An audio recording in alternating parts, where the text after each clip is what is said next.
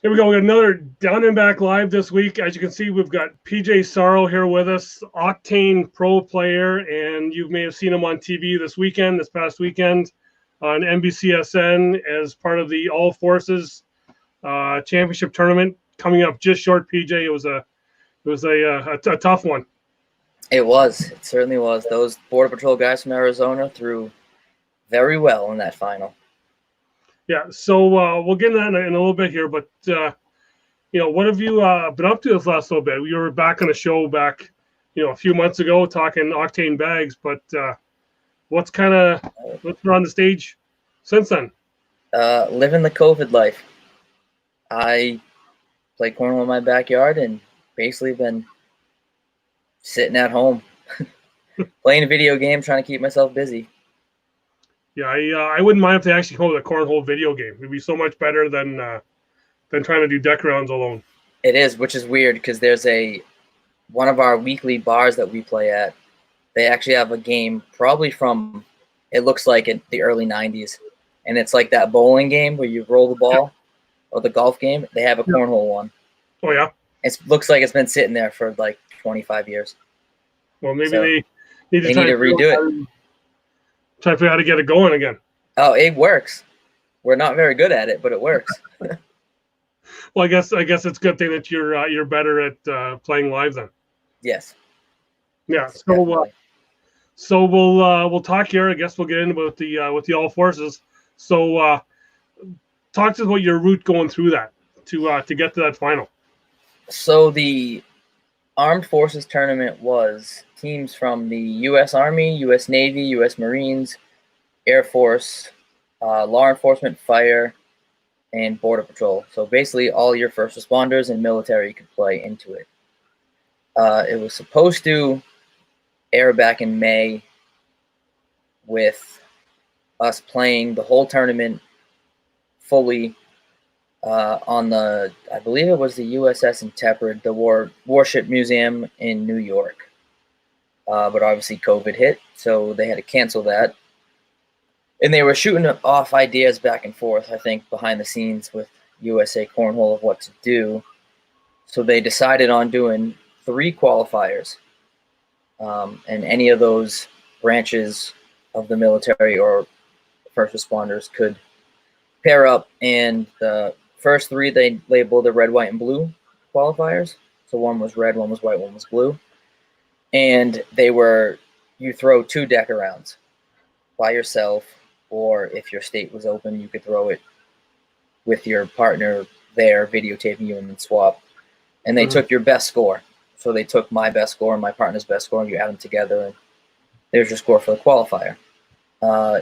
The 3 qualifiers, they took the top 6, with the team with the highest score getting a basically free ticket into the final qualifier, which was the Stars and Stripes.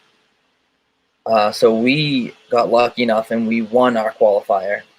So our entry to the Stars and Stripes was free. So going into after those 3, so there was 18 teams there, and then there was already a couple teams that were qualified. They either did tournaments before they had to cancel the final on the boat, or they paid their fee right to that qualifier. And then in that qualifier was you threw 3 deck rounds, and they took your best 2 and added them up. And then from that final qualifier was they took the top 6, and the top 6 is the top 6 that you saw on NBC Sports this past weekend. Yeah. So and you had the good run on TV there. It's getting like we keep saying, it's like the first time Octane gets shown on national TV, and it was you didn't do too bad. Although you had that bag change in that last game, I think it was a tough one. It was. Not saying the outcome would have been any different, but I think we would have been able to hold on a little longer if we didn't have to swap colors. But again, those Border Patrol guys from Arizona were pretty much throwing lights out. I don't know if any of our teams were stopping them right from the get-go. They were throwing very well. Hats off to them and to their charity that they were playing for. If we had I believe it was Bags for Blessings, I believe it was called. Yeah, they had it on their hats there. Yeah, so so if we had to pick a team to win it other than us, it would have been them. Me and my partner Tyler, both being from the Army, having our first 2 matches against the Air Force and Navy. Once we saw the bracket, we said we don't care the outcome of this tournament, but we're not losing to the Air Force or the Navy. So that's just the military banter that all the branches have against each other. Mm-hmm. So we pretty much threw our lives out the first 2 games. Luckily got through both of those games on a good note. And then with the whole bag change is for TV purposes and I guess for regular purposes, your bags have to be distinctive, different colored. And the Border Patrol guys were throwing a cream color bag, which looking at the board, you could tell the difference between the cream and the white. But for the TV broadcast, the cameras weren't picking up on the color difference too well. And with us being the lower seed, I believe they took I think they were either the 2 seed or the 3 seed overall. And we ended up being the 6 seed going into it. So we were the lower seed, so we had to switch bags. So we went with the same style bag. We were throwing the Octane Nitros, just the purple ones weren't as broken in. Mm-hmm. So they weren't flying the same way that the white ones were. They seemed to be dying a lot quicker at mid-flight, which is why you saw a bunch of bags go short by myself. And I think Tyler threw a couple short in that final because they were hitting the peak of the arc and they were just dying. Yeah. We in our cornhole group here for our local guys, they were like, they all thought it was your kind of ode to me throwing the corn dog, throwing that short one.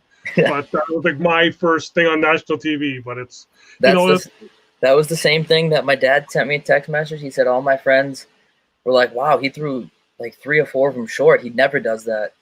My dad was like, well, he learned from me how to throw them short, apparently. But I think for me it was just, being able to see you get up there and see you excel. And, and it's because, it's different for me when watching those players that I've seen before, talked a bit before, but, we got to interact when you did come up here, and it's, it's nice seeing a friend get up there and actually excel. Yeah, it was a good experience. I believe it was both of mine and Tyler's first time playing on live TV, or not live TV, but live TV on a broadcast stage. I've seen the broadcast for the NBC Sports and the ESPN being at the Nationals, but actually seeing under all those lights, because it's a lot brighter standing next to those boards than it is standing in the stands. Yeah. And having all those people watch you, and I felt like, oh, I can't mess up.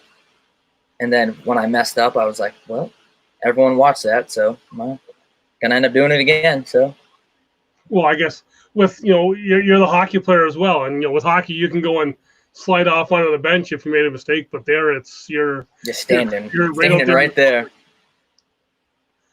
So I got a question here from Ben here. What I think I know the answer to this question, but he's want to know your favorite Octane bag. Right now it is the Nitro.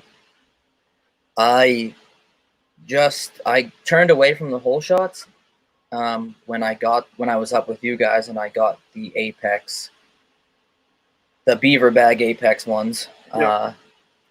I got those from Jamie, and throw those around, but my main go-to bag is the Nitro. It slides in every condition. I learned a hefty trick when I was down in Louisiana with the very humid weather, that if the boards get wet or you're in a very humid area, the bags flop. So the slow side becomes the fast side becomes the slow side.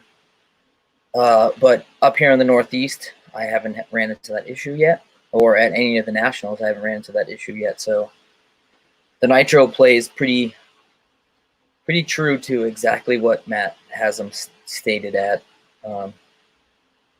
The slow side is really a fast side, but it's very controllable. The fast side is very controllable. But if I couldn't throw those bags, it would probably be the turbos. But for being a non-approved bag yet, it would probably be the Apex if I had to have a second. Well, and we talked off air, and we'd say, for a new bag coming out, I think you were kind of interested in it. It was the Octane Boosted that I got to throw this weekend, and yeah, it's a bag I think that you'll like, because you got the fast side, almost like a game changer side, and then the reverse suede side being the light colored side here, and it did the same. Like for some of the other guys I was playing with, I was like, they're thinking that the dark game changer side, like almost the same material, was like the fast side. I was like, it's like 100 degrees with humidity. That other reverse suede side was just slick as anything. And then all of a sudden, sun goes down, we start playing again, and that bag just flipped, and it became, that fast and slow side just flipped. It just, I think that's the one thing for some of the new players, is just hard to kind of comprehend how the different material will react with the different weathers.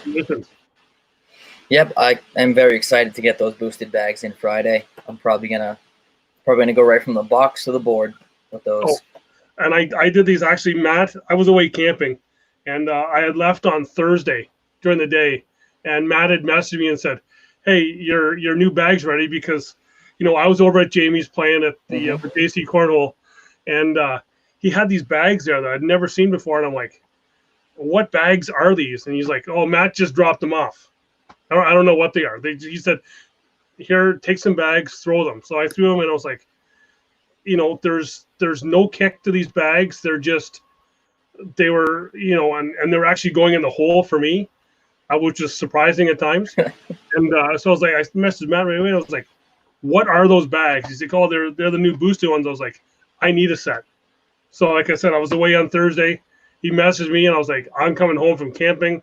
I'm going to his place, picking up those bags." And I was throwing them that afternoon, and they were just, it's like we also talked off air that everyone here knows that have watched the show, my deck rounds are horrible. I got like a 37 average, and the boosted actually did what the bag is called. It boosted up my my deck rounds to, like, I was throwing like 47s to into the 50s. So I was like, geez, if I can be this good without really using them that much, they're you want to boost your game, you get on the boosted bags. Yeah, I can't really say anything about them yet because I haven't had a chance to throw them. But as soon as I get them, I'm gonna take them right out and go straight to the boards out back. And by the sound of it, from what he's saying, I don't know if they're gonna take my number one favorite spot away from the nitros, but it seems like they're gonna be pretty close. I know they took my number one spot from the Apex. I was that slide right guy to the Apex to now it's like, oh, I got something new. Yeah, I mean, the double fast bags are taken over, basically. I mean, I haven't seen many other than the Reynolds with the carpet. It's mostly all slides, game changers, all double fast bags. I mean, I know Cody and Adam still throw the 450s, and they're pretty dominant with those, so that they don't have a reason to change those. But everyone's throwing the double fast bags now. So everyone's trying to perfect that Noah Wooten flop shot. So you might see some stickier bags coming back out. Exactly, yeah. And so I'm seeing we got a lot of people watching here. If you have any questions for PJ, what he's throwing with his Octane bags that we just said, his favorite nitro, or even questions from watching him this weekend, playing for the U.S. Army coming up, just short, getting that second place. But still, you can say coming up short, but still, second place isn't that bad. No, that's exactly what we said after that game was over and all the photos were taken and everything. We were like, we can't be mad, even though we had even though the bag color change kind of might have mentally messed us up a little bit. But second place on TV I know a lot of people were like, "Oh, but you're just the first loser," but I can't be mad. We can't be mad about it, especially coming in as the 6th seed, the lowest seed in that final top 6. Exactly. And and what some people may not know is those games were the first times that you and Tyler had actually played as a team. Correct. So it was really hard for us to play with each other. He lives in, I believe he's in Tampa, or right on that southern Florida area. And then I'm up here in Boston. So when we met 2 years ago at the Florida National, we both realized that we were both Army. So we said, hey, let's pair up for the Armed Forces tournament. And I actually got put on orders the first year. So I couldn't go to the first Armed Forces tournament that the ACL did. And then fast forward to this year, we saw each other again at the Florida National and said, hey, let's do it this year. And never played a doubles game together until that first one on TV. And he's never thrown. He bought Apexes from Octane like 3 weeks before the season. 3 weeks before the tournament, he reached out to me and said he was looking for a slower bag for down there in Florida. So I said, go with the Apex that has a suede side. I said, and by the way, that fast side is the fast side of the nitro bags that I want to throw in the tournament.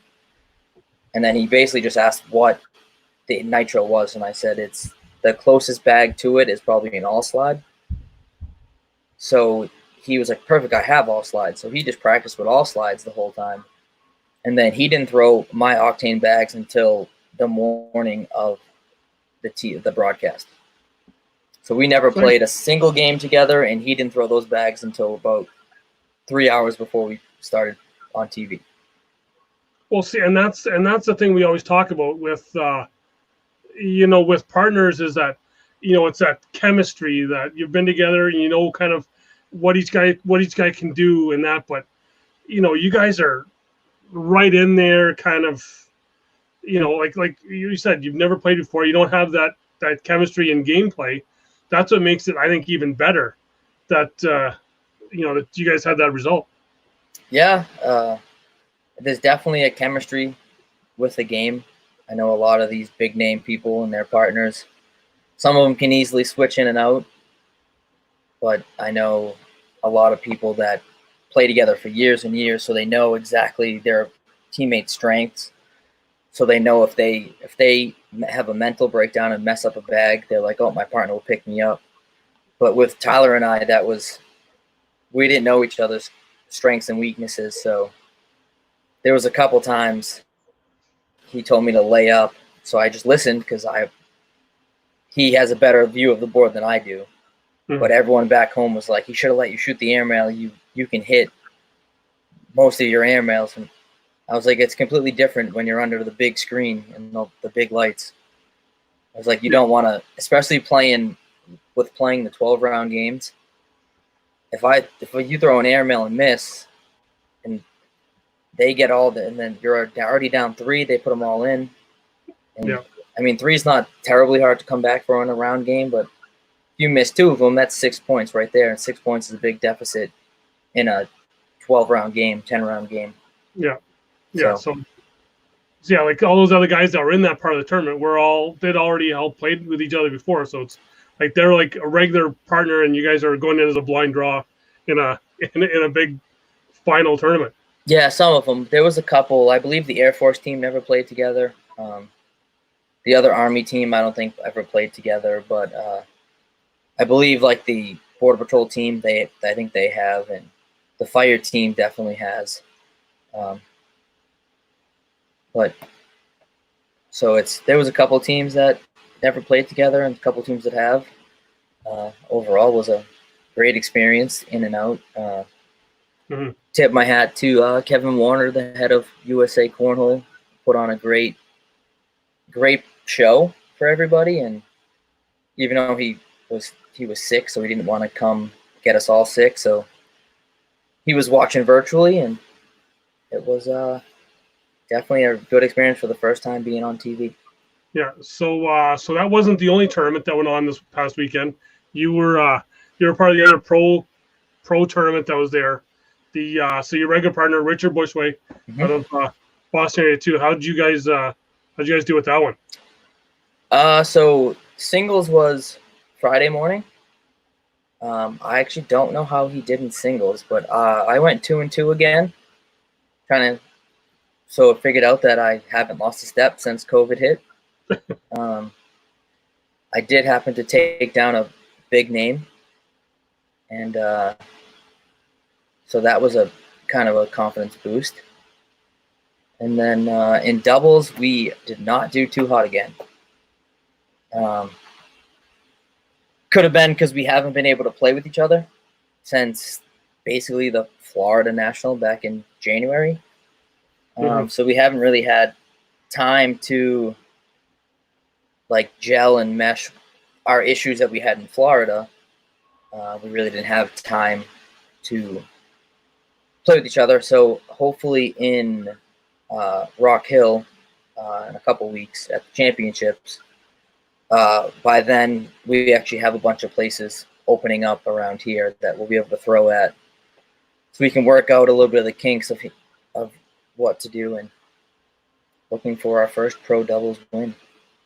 Well, yeah. So that's like again. That's still that whole meshing together, and it's your timing can be off because even though you're just two people, it's that team kind of chemistry, right? Yes. I mean, a lot of the other states are already open, per se. Yeah. I wouldn't say open, but a lot of them have their local places that they can go play at, where here in Mass, they are pushing bars back as far as they can. The bar has to have food for them to even be open right now.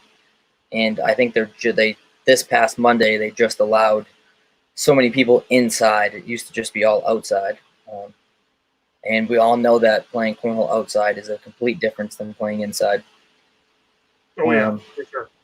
So from right now, all we can play is outside to go into these nationals where everything's inside, AC'd.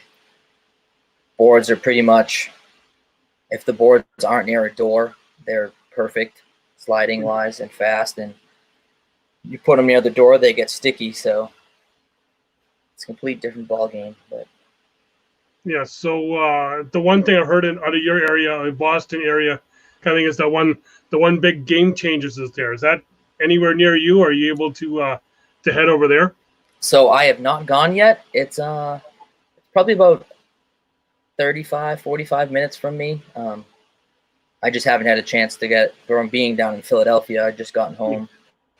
I'm kind of doing the whole 2-week quarantine thing just to be on the safe side, because I mean we were around a lot of people. Yeah. Even with the masks on, masks off. So I probably won't go for the next 2 weeks, but I'm probably gonna go up there a handful of times right before Rock Hill. But it is a brand new bar we have in the southern New Hampshire that is based around cornhole. Yeah. I believe they have. I don't think they can do inside tournaments yet, but they have enough room for 6 to 8 sets of boards inside. Mm-hmm. And they're pretty much, their plan is to run blind draws every day and do tournaments Saturday, Sunday. Well, yeah, I've seen that. You're hearing most of the guys from the Doghouse that are up in that area.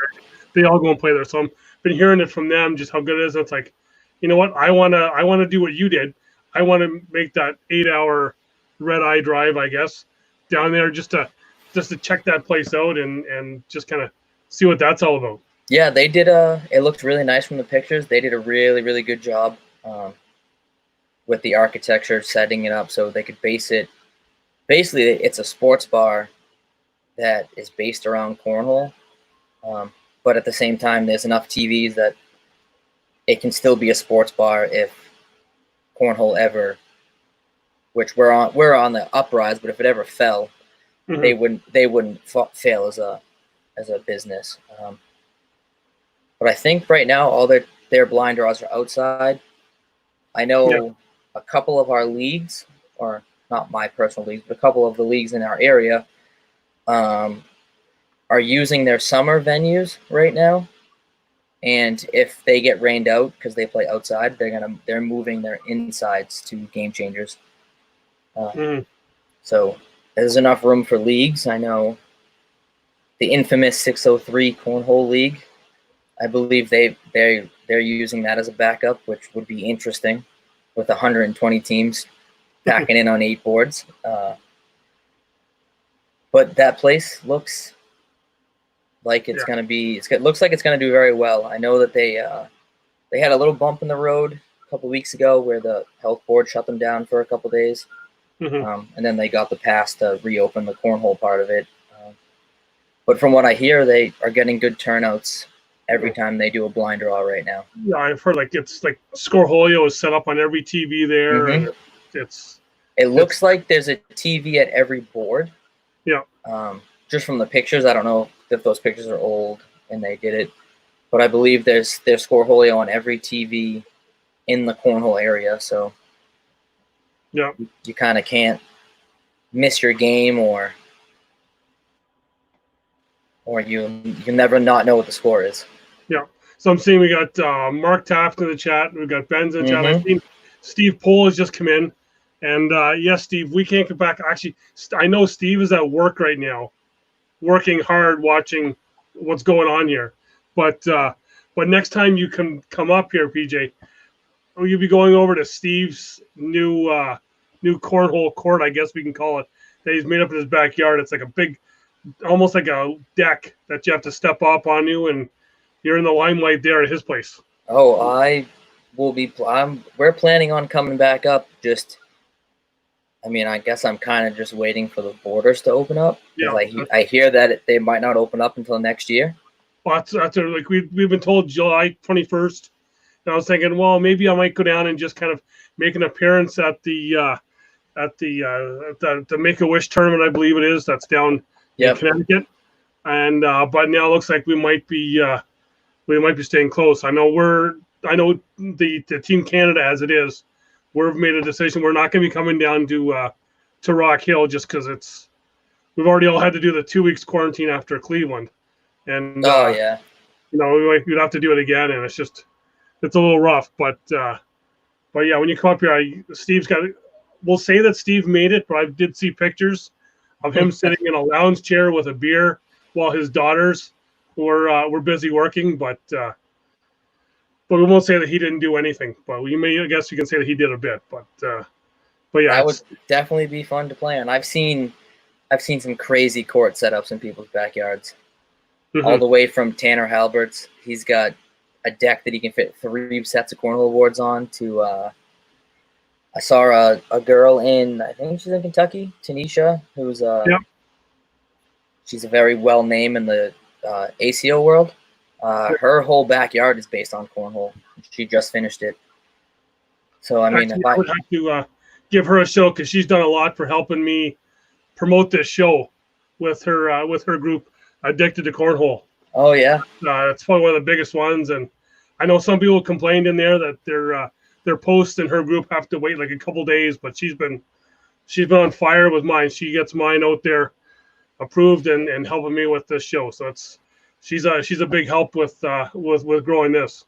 Yeah, her backyard is pretty insane. I just saw the pictures of it this morning, and from what it looks like, she's doing very well in the ACO world. Exactly. I saw she just got her major win jersey that was posted. So yeah, we're just one humongous big family. Oh, exactly. Everyone is just nice to each other and helps each other out.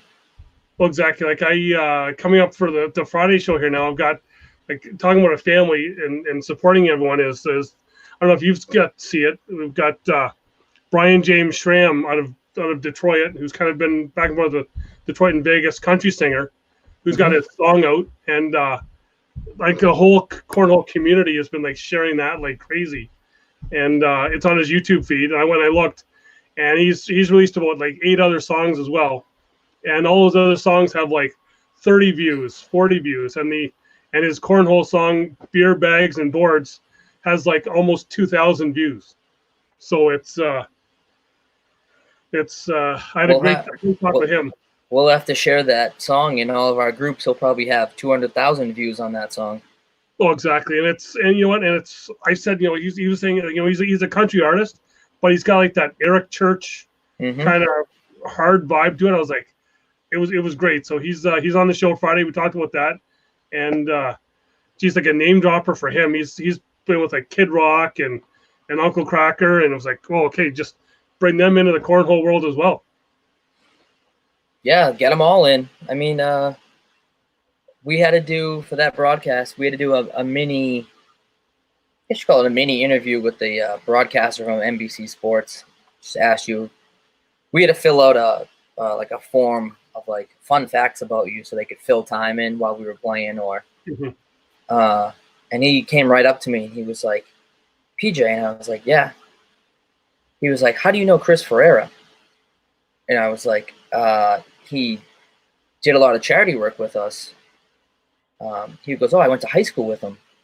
So the NBC sports broadcaster was from Massachusetts, and Chris Ferreira is a singer that is up and coming. And I figured that no one knew who he was because he was a local kid from us. But he went on and he's done the national anthem for the Patriots. He's done the national anthem for, like, he did it for Dallas. And he's getting bigger and bigger and bigger. And it was just good to see someone knew who he was other than like us. So, I mean, getting him in the cornhole world would be good. Getting any, I mean, I know that we had, there was talks of getting Gronk to come play. Yeah. Because of his cornhole videos that he made and stuff. Yeah. So we're definitely getting noticed. I mean, I know Dana White mentioned us in his UFC broadcast. Yeah. The ACL was out having more viewership than the top ranked boxing if whether they're on ESPN. But yeah, I know like you even for other celebrities is Pat McAfee has finally said he's going to come to an ACL tournament. But, I saw that headline where it said Pat McAfee's going to play an ACL Pro event, so I had to watch it to see what he said. Yeah. But yeah, he said he's coming, but it's hopefully because we'll gonna say Jay Corley kind of started him off with that, I think, a bit when he was calling him out. But and then people were wondering if McAfee was talking about Corley or Jay Dotson because he was just calling him Cornhole Jay. Yeah, I don't know, but I wouldn't want to have to play either of them, Dotson or Corley, one-on-one. Yeah.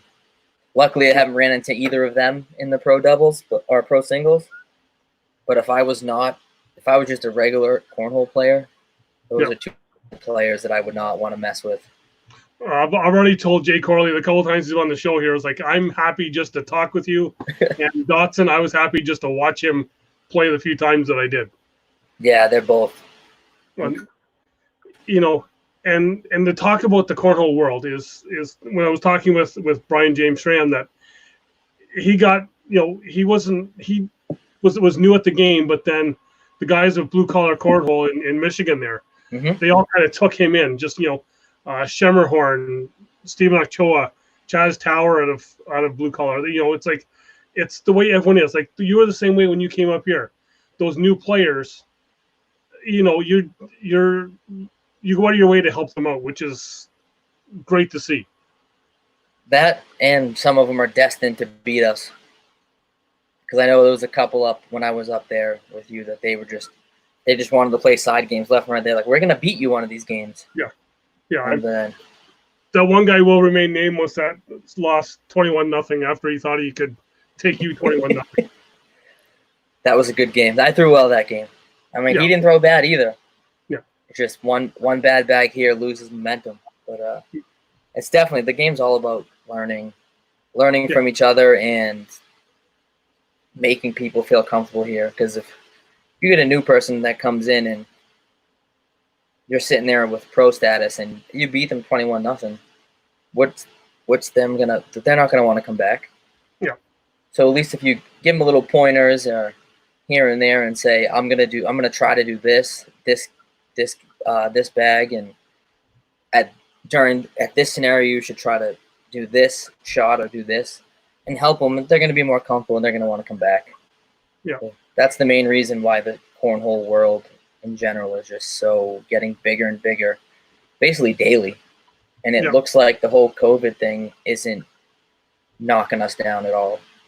No, it's going like just before COVID, we did have a tournament up here where it was like half of us advanced players and half of players that would never played cornhole before, and so there was that big divide where it was like half and half. So we basically told Matt here that take any of the prizes that you have and just give it to the new people, let them have a finals, and we kind of all we then threw in our own money to just have us and let them have something to remember with the first time that they played. Yeah, that was like with this all forces thing. All 6 teams, we all got. We were joking around and we were calling them participation medals, but everyone got the same exact medal, just to remember like that we played in this tournament and everything. So, and I'm sure it's gonna make all the teams come back next year. For sure, yeah, because it's and that is the thing, because you can be active or retired for that tournament. Yep, you could be, as long as you can prove that that's your that it's your branch or your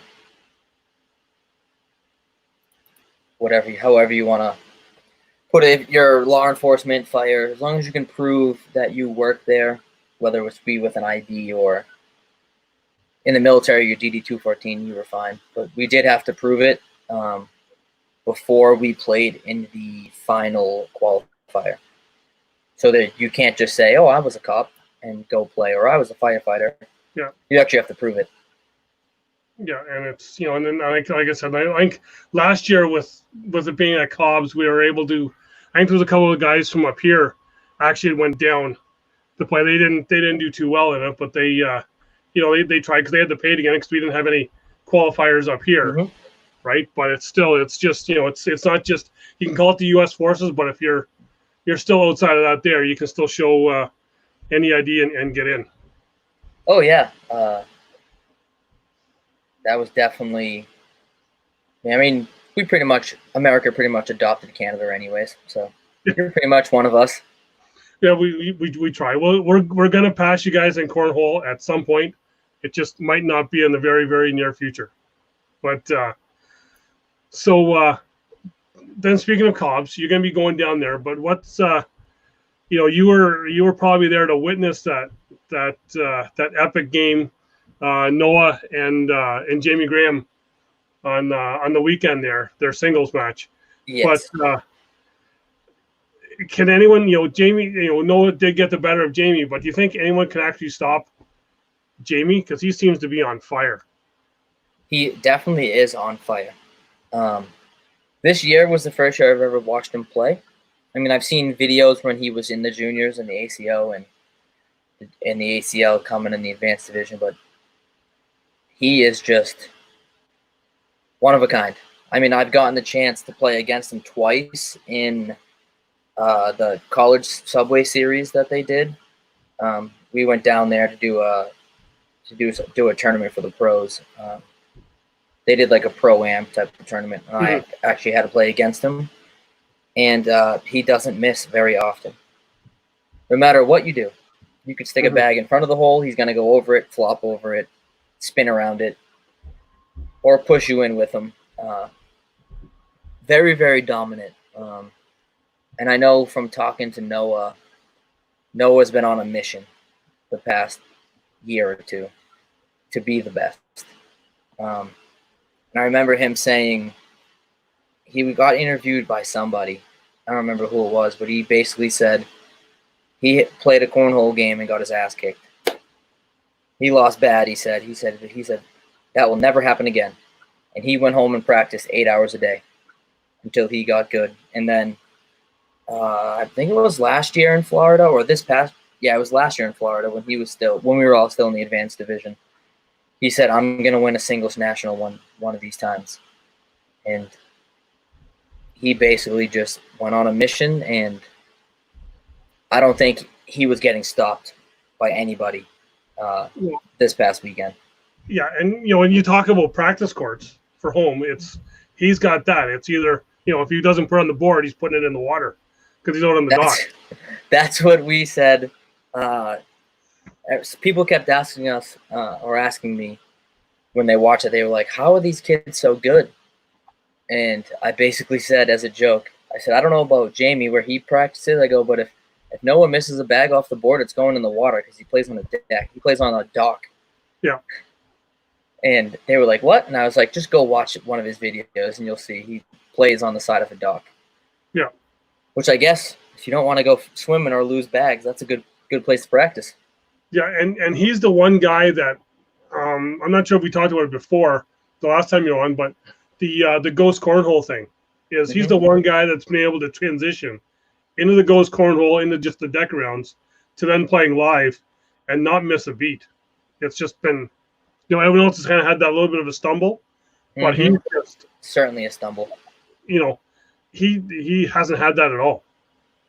No, and I don't know if he still does. I know he was living with Matt Sorrells for a while.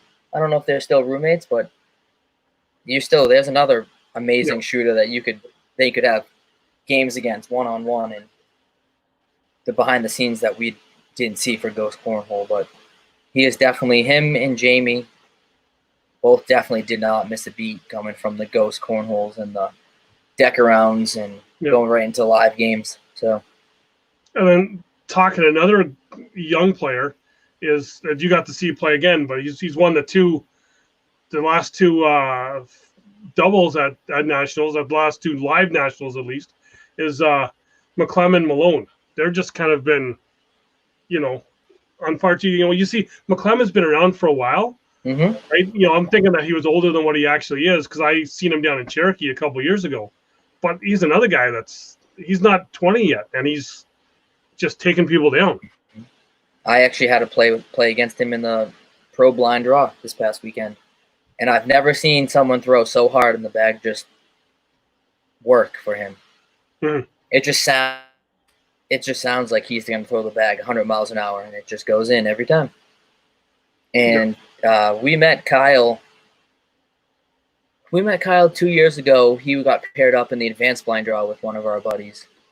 And that kid he's another one who doesn't miss very often. And they proved it in not even the pro invitational, but in the pro doubles again. Going 2 for 2 on live pro nationals for doubles.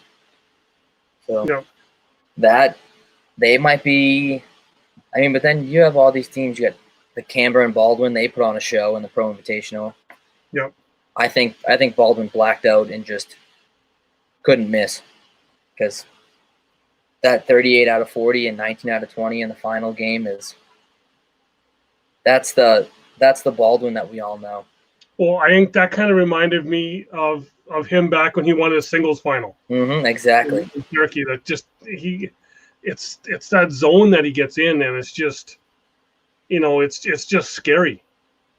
It is very, very scary with how I don't know how anyone could even beat someone like that if you're in the zone like that. That goes back to last year in Arizona with McGuffin, the 25 straight airmails. Like you can't stop that. You can't put a block up because he's going over it. You basically have to go in the hole or you're giving up points because when they get in those zones, they're not missing. And he proved it in Arizona where if the slide game in the air, if the air game's working, don't change it. And he didn't change it. So to change it up a bit here with before we end it here, but we need to get this COVID over and done with by the time September comes, because I need you to come up here, not just for cornhole, because we need you up here playing hockey with us up here. That would be a lot of fun. I don't think I've played in Canada since we did what was it, back in like Mites and Squirts. We did every year either you guys would come to us or we'd go to you, and it was in, I want to say they were called the West Island something. It was in Montreal somewhere. But I haven't played in Canada since then. Actually, I haven't skated in probably close to a year now because of all the corn. Everyone keeps itching at me, like, when are you getting back on the ice? And I was like, I'll get there eventually. Well, it's like just waiting for this season to end a little bit.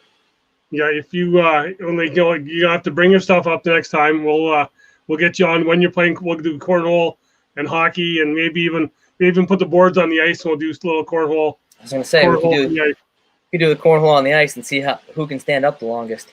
Exactly. Yeah. So I want to thank you for coming on, for doing this here, talking about that great performance on the weekend. Kind of made all the Octane family proud with you getting that spotlight on national TV, and really getting to show your stuff. And I think you may be coming back on. We're going to try and get you back on the end of the month when there's some new Octane bags coming out to talk about the launch of them. That would be awesome. I will gladly come back on once I get those bags in my hand and get them hitting the boards a couple times and see how they move. Yeah, we just gotta get the delivery service to actually do the delivering. Yes, that's been a little bit of a nightmare. Not just because that delivery service is bad or anything, but also because of COVID. They're also down people. Yeah. So getting things shipped is a little wacky right now. I know. I had shipped some bags down to South Carolina that we had someone had won on here, and I've come watching it through I just went regular posts, and I'm like, I seen it go from where I'm at. It went east to Toronto, then went to Chicago, then down to South Carolina. I'm like, are you kidding me? And then even something else I had shipped from North Carolina up here, and it went North Carolina to Miami to Detroit over here, and I'm like, are you kidding me? That happened to us with Matt. He sent us some stuff a while back, and it went from you guys up in the Kitchener area to New York, from New York to Pennsylvania, then Pennsylvania to Connecticut to me. So they're going some crazy stuff, but the new bags are scheduled to get to me on Friday. So hopefully I'll be able to get them going. I'm thinking you're gonna like that new stuff. Matt's really been working hard. He's got the new. I don't know how he's done it. He's moved. He's kept everything going, and it's getting that Octane brand out there to say, you know what, they can compete with those bigger brands, right? Like, yes, absolutely. To knock on wood here, talking with him, he said that he's probably made about 7,000 bags, and maybe less than a handful have come back that a seam is broken or something's happened to them. So they're durable and they stand up. It's just getting people to use them. I only know a couple people that have had not bad complaints about the bag, but like they've had, like, I know one person around here had a seam break soon after buying them. But again, she said she loved the bag. It turned into her favorite bag. Bags aren't perfect. Yep. Seams break here and there. So, but Matt's been doing a great job about warrantying them and getting new bags into hands. And actually, I think him and I actually talked about that person that you're talking about, and he said he had the bags back to them, and then they ordered like another 4 sets. Mm-hmm. So yeah, it's and you don't have to spend the $200, the $400 on bags. They're under $100 US for 8. So you really can't go wrong. And they're great. They're definitely was one of the best decisions I've made in the cornhole world, was signing with him at the beginning of this year, because I haven't found a bag that I've liked more than those nitros or any of his bags. The only bag that I probably wouldn't throw are the clutches, just because I don't like the feel in my hand with the bag, and that's another big thing, is you have to like the feel of the bag to be able to throw it. Yeah. But the whole shots feel good, the apex feels good, the nitros feel really good. For me personally, that fast side of the clutch just doesn't slide off my hands correctly, which is another reason why I wear the glove that I'm about on TV for the moisture, getting the same feel on the bag every time. Yeah. Yeah. So again, thanks for coming on. Thanks for doing this, and hopefully we'll be seeing you in a couple of weeks when you're talking about the new Octane bags that are out, because there's going to be eight different bags now that you can throw. So we're really starting to compete here. So again, thanks for doing this here, and everyone, if you like the show, give us a like, give us a subscribe, and check out the show Friday with Brian James Schramm on, and check out his stuff on YouTube. I think you're really going to like it. So to everyone, see you Friday on tape, and then see you next week live. See everyone later. Alrighty, thank you, Doug.